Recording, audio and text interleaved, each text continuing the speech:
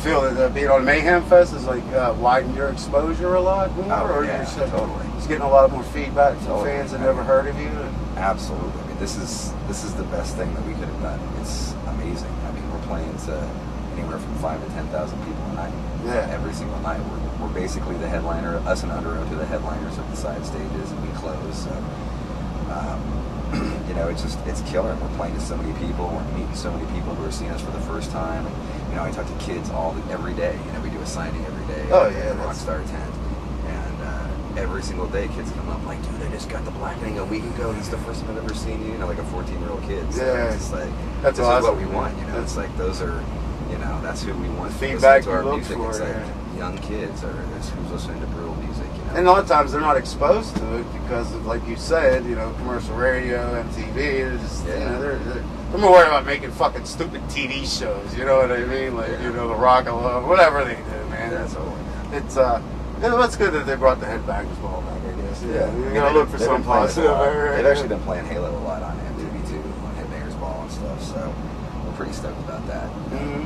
Now you guys, when I got like a sampler from the record label, and you have a live version of Halo on there, and you asked the audience to fire up a joint. Are you a big proponent for decriminalization of marijuana, or I'm not a big proponent for it. No, I definitely think that there's no reason that it should be legal. Yeah. You know, like to me, weed is way less, you know, harmful than alcohol, heroin, and crack, and crystal meth. Well, even alcohol's legal, you know. So yeah, it's legal. But I've had friends die from it, you know, and that's yeah. a shame. It's a shame, you know. They just won't cut us pot smokers a break. But I think it's awesome. You know, it's becoming more. It's becoming easier, I think, for people that want to smoke weed, which I think is awesome. Yeah. And you know, especially for cancer patients. God damn it! This fucking state we live in, it's motherfucker, man. They just shut down the cannabis for cancer not too long ago, and unfortunately, I'm kind of going through some of that right now. And it's like I have an email my congressman, like he's probably getting sick of hearing from me. You know what I mean? I'm sorry to hear that. Oh no, that's cool, dude. I'm doing fine. I got 3 more chemo treatments. I'll be good. You can figure out how to. I'm sure you can figure out how to smoke some marijuana. Oh yeah, I've been doing it for 30 years now. So hey, man, you know how it goes. Just because it ain't legal, don't mean you can't do it. So you guys brought in Adam's father to play a role in the Halo video. How did that come about? Was he like an actor, or he just is an outlandish type individual? He was like, we gotta have you in a fucking video. I brought it up to Adam one night, and I've been thinking about it for a while, but I didn't know if he was going to go for it because him and his dad they get along, but they've had a checkered past. And but his dad, I often looked at his dad, and his dad just has the most like barnacle, crusty face, these huge, deep lines. It's just like, God, he would be like amazing for the video. It's the evil tyrant. He just looks so weathered. You know what I mean? Like, and hopefully he brought father and son closer together. Yeah, right? And so I brought it up to Adam, and Adam was like, "Really?" And I was like, "Okay." And then, so he brought it up to his dad, and I guess his dad had actually majored in he majored in acting or something like that when he was in college. Like one of his majors was that. So we brought him in, and he was actually killer, man. He did a great job. He was up there on the pulpit, damning everything, and it was great, man. What's the general consensus of what Halo's about? Is it something personal, or is it something you just saw, or you don't talk about that? Well, stuff? the song is, the video and the song are, about the same thing. It's about the abuse of organized religion. It's the fact that many politicians and everything are being steered by this kind of like organized religion, and it's affecting America in a large way. Affecting the world in a large way. They're taking away our freedoms. These red states. Taking away many things that we feel should be right for a woman to have abortion and stuff like that.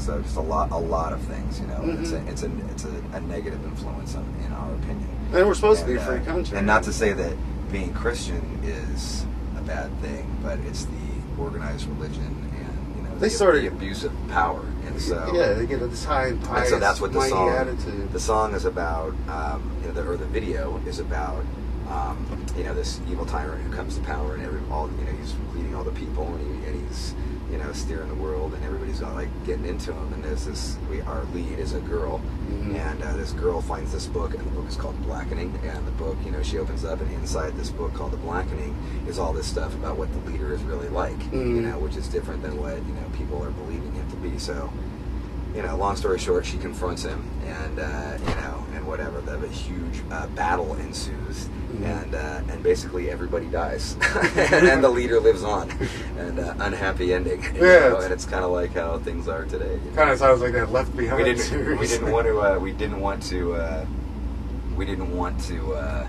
have you know, because it was an evil tyrant that, you know, the people were battling against. You know, most videos nowadays always have happy endings, and we're not into that. We don't want to have. We love, you know, we're kind of into especially like the last few videos we've made. We've always tried to have like a tragic element to it. You know, we wanted them to be a tragedy. You know, we wanted the person to die. You know, at the end of the Now Lay Me Down video, both people die. You know, not Hollywood. At the end of this video, you know, everybody dies. All the people in the video, you know, like thousands of people are dead, and the evil tyrant lives on, and so, you know, it's you know, it's trying to provoke, you know, for sure. It's trying to get people to think, you know. It's not just. Well, we see the world changing around us. I mean, it is entertainment, you know, and you know that's solely what we are. We're not politicians. We're you know, here to, you know, give people an escape from, you know, life with music, and something to feel, you know, deeply about. But you know, we are saying stuff that means something to us in the songs, and we are saying something that matters,